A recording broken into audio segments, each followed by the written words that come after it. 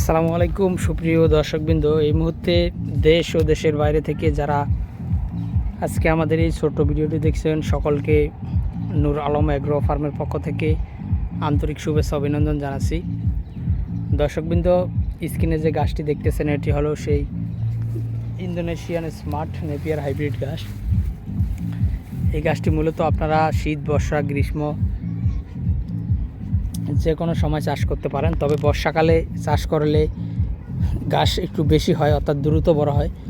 দর্শক, শুধু গাছ নয়, যে কোনো গাছপালাই যদি আপনারা বর্ষার শুরুতে লাগান তাহলে সেই গাছপালা কিংবা অন্যান্য ঘাসের কথাও যদি বলি, সেগুলো খুব দ্রুত বড় হয়। তার কারণ হলো বর্ষাকালে যেহেতু বৃষ্টিপাতটা বেশি হয়, মাটিটা যেহেতু ভিজা ভিজা থাকে, সে কারণে মাটির উর্বর শক্তিটাও বেশি থাকে।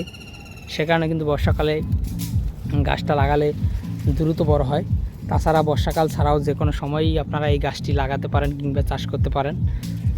তো দর্শক, এই গাছটি আপনারা গরু, ছাগল, ভেড়া, মহিষের জন্য কিংবা গারলের জন্য চাষ করতে পারেন। গাছটি দেখেন কি পরিমাণ পাতা হয়।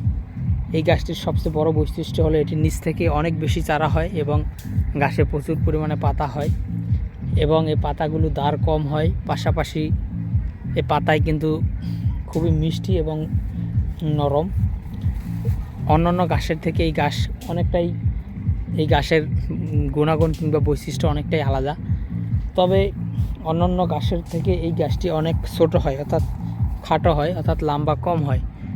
এটিও আসলে বলতে হবে যে অন্যান্য গাছ আপনার 15 ফিট, 10 ফিট, 12 ফিট এরকম লম্বা হয়, কিন্তু ইন্দোনেশিয়ান স্মার্ট নেপিয়ার এই গাছটি আপনার 5 থেকে 6 ফিট লম্বা হয় সর্বোচ্চ। দর্শক, আবারও বলি যে 5 থেকে 6 ফিট লম্বা হয় সর্বোচ্চ, এর বেশি কিন্তু হয় না। তো দর্শক, সেক্ষেত্রে এটি কিন্তু উচ্চতার দিক থেকে অন্যান্য গাছ থেকে অনেক পিছিয়ে। সে কারণে আপনারা আসলে ঘাবড়ানোর কিছু নেই। এটি দেখা যায় জারা গাছ যদি 15 ফিট লম্বা হয়, এটি যদি 5 ফিটও হয়, জারা গাছ একটি জারে 20 থেকে 30টি চারা হয়। কিন্তু স্মার্ট নেপিয়ার বর্তমানে যে জমির গাছ আপনারা দেখতেছেন, এই জমিতে বর্তমানেই একটি জারে 50 থেকে 100 থেকে 120টিরও উপরে চারা রয়েছে। দর্শক দেখেন, আমরা এখানে 3 ফিট দূরত্ব দিয়ে লাগিয়েছি। আসলে এখানে হেঁটে যাওয়ার মতো ফাঁকা জায়গা তো নেই। এই জমিতে কিন্তু একটি সাপও যেতে পারবে না, এত বেশি ঘন চারা নিচ থেকে উঠেছে। দর্শক, সেক্ষেত্রে আপনারা যদি হিসাব করেন কিংবা ঘাস কেটে মিটারে মাপ দেন, তাহলে কিন্তু আপনারা খুব সহজেই বুঝতে পারবেন যে আসলে ঘাস এটি খাটো হওয়াতে একটি জারে কতটুকুন হয়। আর জারা কিংবা পাকসন কিংবা লাল পাকসন কিংবা এলিফ্যান্ট হাইব্রিড, সেসব ঘাসও আপনারা একটি জার কেটে মাপ দেবেন। অন্যান্য যারা একটি জার স্মার্ট নেপিয়ার একটি জার যদি মাপ দেন, তাহলে জারা 3 গুণ বেশি হবে স্মার্ট নেপিয়ারে। কিন্তু স্মার্ট নেপিয়ারটা যদিও খাটো হয়, কিন্তু এটি জারে অনেক বেশি চারা হয়, সে কারণে কিন্তু এটি অনেক বেশি ঘাস হয়ে যায়। আর জারা গাছ কিন্তু চারা কম ওঠে নিচ থেকে, কাটিং বেশি লাগাতে হয়, একটু পরপর কাটিং লাগাতে হয়। সেক্ষেত্রে যদি আপনারা 1% জমির ঘাস কেটে মাপ দেন, তাহলে হিসেবটা সহজে বুঝতে পারবেন।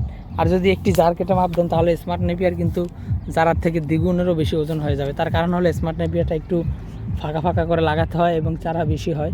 সে কারণে আপনারা একটি জার কেটে মাপ দিলে স্মার্ট নেপিয়ারটি অন্য গাছের থেকে অনেক বেশি ঘাস হয়ে যাবে। তো দর্শক, আজকে কথা বেশি বাড়াবো না। যারা এই গাছের কাটিং সংগ্রহ করবেন, তারা অবশ্যই স্ক্রিনে দেওয়া নম্বরে যোগাযোগ করবেন।